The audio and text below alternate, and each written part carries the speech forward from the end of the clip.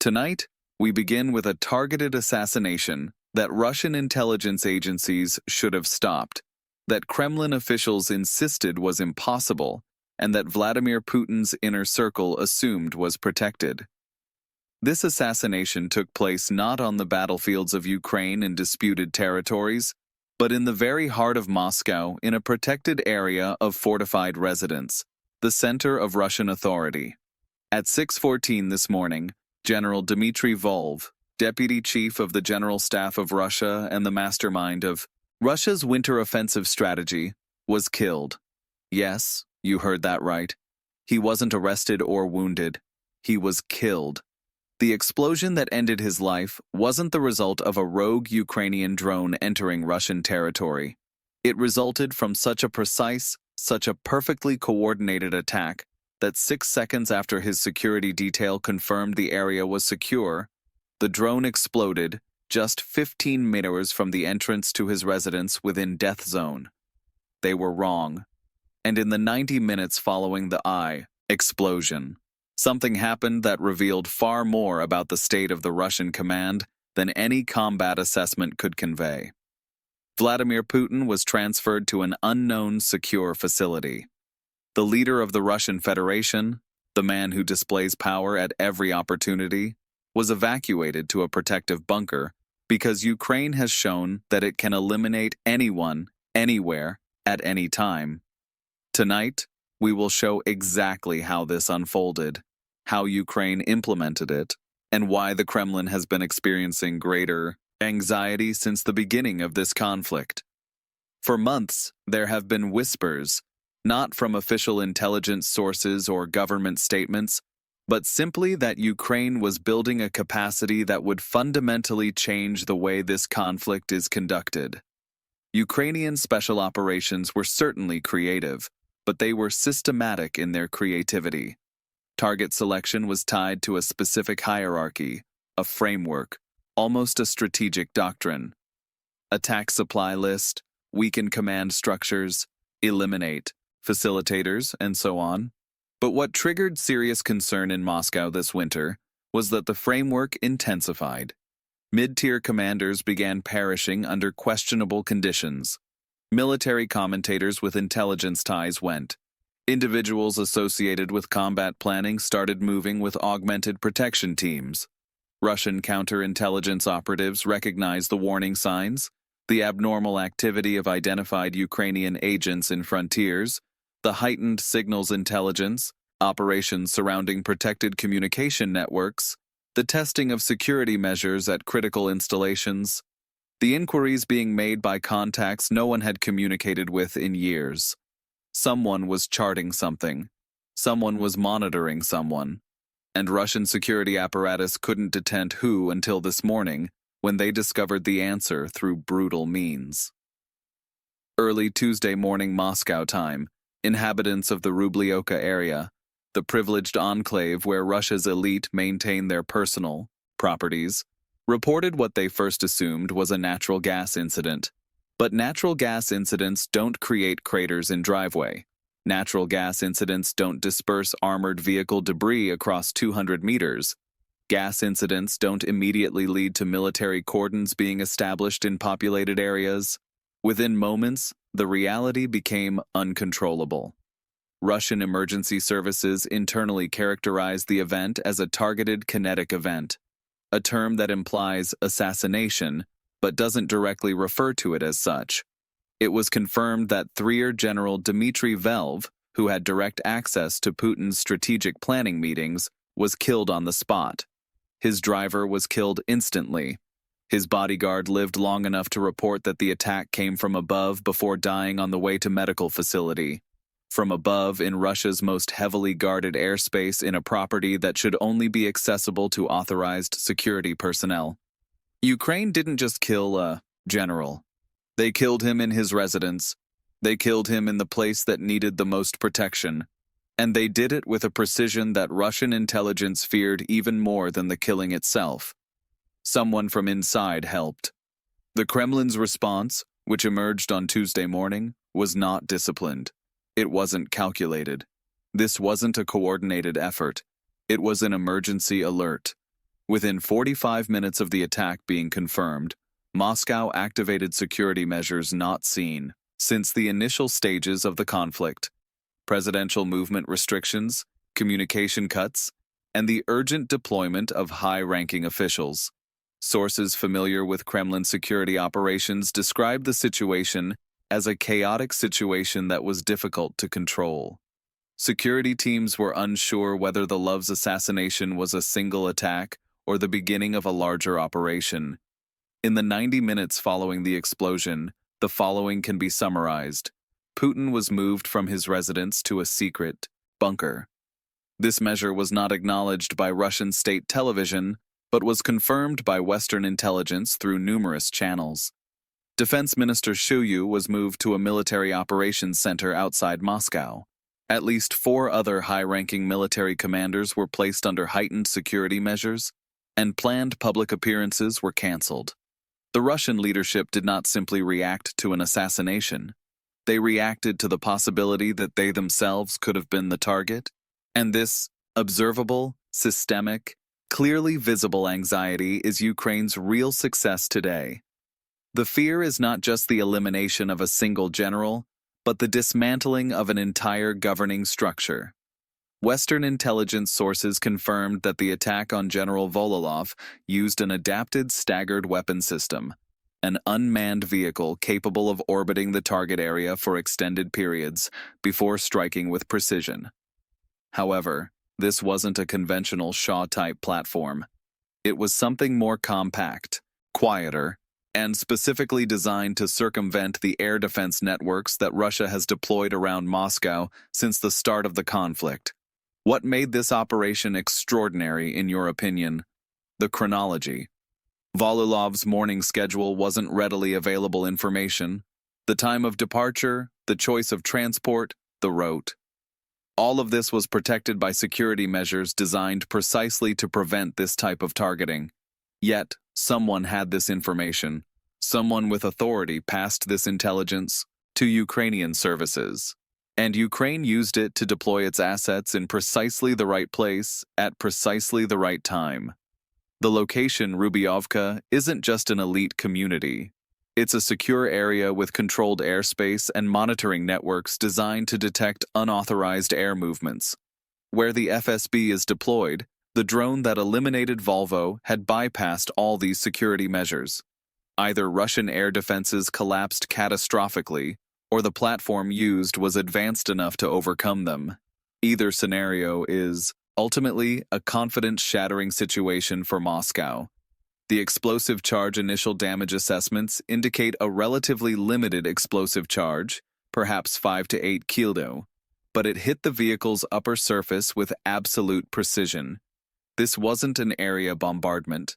This wasn't an attempt to hit something. This was a guided weapon hitting a moving target with centimeter-level precision. The withdrawal, as of tonight, no drone wreckage has been officially recovered. Either the platform was completely destroyed in the explosion, or its fragments are being hidden from the public while Russian intelligence tries to figure out what they were up against. In other words, Ukraine didn't just kill a general. They demonstrated a capability Russia was unaware of. They breached security that Russia assumed was impenetrable, and even left Moscow questioning what else they were unaware of. And that's where the narrative becomes even more significant. Western intelligence experts have now concluded that General Vulov was not a random target. He was specifically targeted and deliberately followed. Vulov was not a publicly known figure like Defense Minister Shoigu or Chief of General Staff Garrison. He was an officer who operated in the clandestine layers of Russian military coordination, translating Putin's strategic goals into actionable directives. According to sources familiar with his role, he was the one who ensured the functioning of the military apparatus. When Putin wanted a winter offensive, Vulov structured it. When the Kremlin wanted to intensify attacks on Ukrainian infrastructure, Vulov organized. When Russian troops needed restructuring after defeats on the battlefield, Vulov accomplished it. Eliminating him wasn't just about eliminating a general. It eliminated institutional expertise. It eliminated connections with subordinate commander. It eliminated a continuity that allowed large military organizations to operate. Some military experts describe this as leadership beheading, a method of eliminating critical figures, not for their representative value, but because they are operationally irreplaceable. Ukraine didn't eliminate Vulov because he was well known. It eliminated him because he was indispensable. Finding a successor with his background, connections, and understanding of current operations will take months. Months that Russia cannot spare. Months during which intended campaigns will falter. Synchronization will deteriorate, and the Russian military will function with compromised capability. One drone, one general, one morning, and Russia's strategic planning is delayed further than any combat defeat could achieve. As evaluation progressed throughout Tuesday, we discovered more regarding the magnitude of security for MiK. Kremlin security procedures have been entirely restructured as of this morning. Senior administrators are being counseled to randomize their activities, abandon established patterns, and presume that their schedules may be compromised. FSB counterintelligence has launched what contacts describe as the most extensive internal inquiry since the Cold War period, attempting to determine how Volov's activities were known to Ukrainian intelligence. Military command distribution is being expedited, with senior commanders reportedly being relocated away from Moscow and distributed to regional command facilities where they constitute less concentrated objective. Air defense repositioning is progressing, with systems being withdrawn from other zones to strengthen the Moscow defensive perimeter, a reallocation that diminishes coverage elsewhere. This wasn't simply an assassination. This was institutional destabilization. This was Russia being compelled to expend resources defending itself rather than assaulting Ukraine. And institutional destabilization is how smaller forces overcome larger ones. They believed a geographic separation from the combat zones meant security. They believed security procedures refined over generations would prevent precisely this category of targeting. They believed Ukraine would never attempt to strike inside Moscow proper, much less at the private property of a senior general. But tonight, the precise inverse has occurred. Distance offered no security. Security procedures failed entirely, and Ukraine demonstrated that audacity is precisely what they maintain. The previous occasion, a Russian general of this rank was assassinated during active hostilities, was during the Chechen conflicts, and those eliminations occurred in the combat zone proper, not in the capital. The previous occasion Moscow witnessed targeted political violence at this magnitude was the 2015 elimination of opposition figure Boris Nemtsov, an incident Russia attributed to Chechen extremists. There exists no historical parallel for what transpired today. A foreign opponent penetrated Russian capital security and eliminated a serving senior general in his personal driveway. That statement would have been regarded as fiction 3 years previously. Today, it's the headline. What renders this moment so unstable and so meaningful is that Vulvov's assassination occurred at a period when Vladimir Putin's legitimacy depends wholly on the impression military extremists demand aggressive retaliation. Security agencies demand explanations for how this transpired. The Russian elite demand confirmation that they aren't subsequent. The population demands to comprehend why their special military operation has transported conflict to Moscow's most privileged community. Putin is managing these demands while personally encountering something he has infrequently experienced: susceptibility. He was transferred to a bunker. That image, even if never officially acknowledged, will disseminate among Russian elites. Their president concealing, their president fearful, their president incapable of protecting even his own general. When leaders in that position confront this category of humiliation, they don't react logically. They react with intensification. They react with violence designed to restore the appearance of power. They react with actions that risk expanding beyond management. The subsequent 72 hours will be critical, not because of what Ukraine might execute, but because of what Putin might execute in reaction. Washington's carefully tuned response was designed to acknowledge the event without confirming or condemning it. This is not hard to see. State Department officials explicitly stated that they were observing reports of an incident in Moscow, but avoided commenting on intelligence matters or alleged Ukrainian operations. This means, in diplomatic terminology, we are not confirming anything, but we are not condemning anything either. Pentagon officials stated that legitimate military targets exist wherever warring parties are coordinating operations against Ukraine. This language implicitly supports targeting high-ranking military personnel regardless of their position. NATO's statement was remarkably concise, merely stating that Russia's aggressive conflict continues to produce consequences Moscow did not foresee. European officials, speaking privately, used more explicit language. One described the attack as an incident demonstrating the limits of impunity, stating that generals coordinating war crimes should not expect to die peacefully in their homes. Meanwhile, Russian officials have called for urgent UN Security Council sessions, accused Ukraine of state terrorism, and threatened extraordinary retaliation. These threats are taken seriously, but equally important is the fact that Russia's threats consistently exceed Russia's capability. Furthermore, President Zelensky addressed the situation with a short but deliberate statement on Tuesday evening. He said that Ukraine does not comment on specific operations, but consistently states that those waging war against our people will find no refuge. He stated that distance does not provide immunity. Rank does not provide immunity. Only ending this conflict provides immunity. And he said that every general who coordinated the attacks on Ukrainian hospitals, Ukrainian schools, Ukrainian families should ask himself tonight, how truly protected am I? These are not rhetorical embellishments. These are psychological operations conveyed through official platform. Zelensky is informing every Russian commander, every strategic planner, every officer responsible for casualties, that you are not protected. And from today onwards, this communication is no longer theoretical. It has been confirmed. This is what makes the situation even more worrying for the Russian command. The assassination of Vulov was not an isolated incident.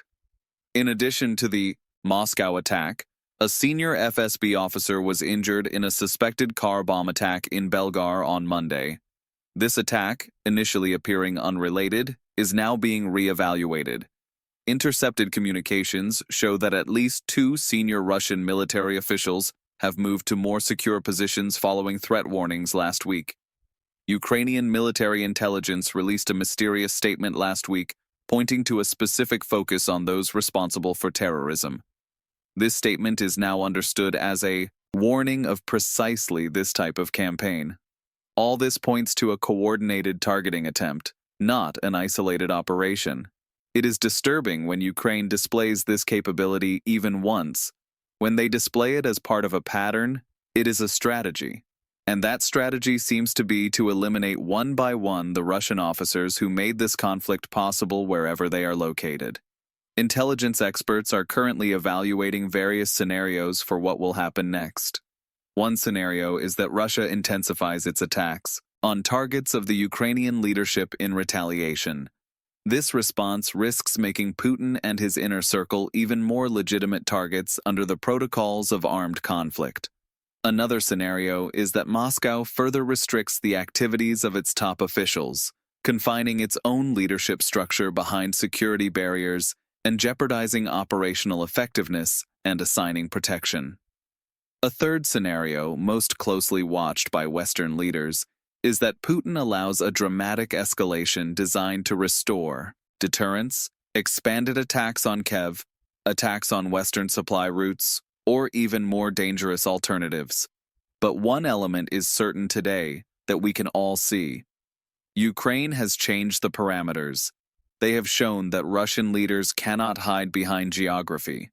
They have confirmed that security procedures can be violated, and they have made it clear that the cost of waging this conflict can now be measured in the lives of those coordinating it. What we are observing now is an assessment of resolve. Russia wants to confirm that this assassination will not deter its conflict efforts.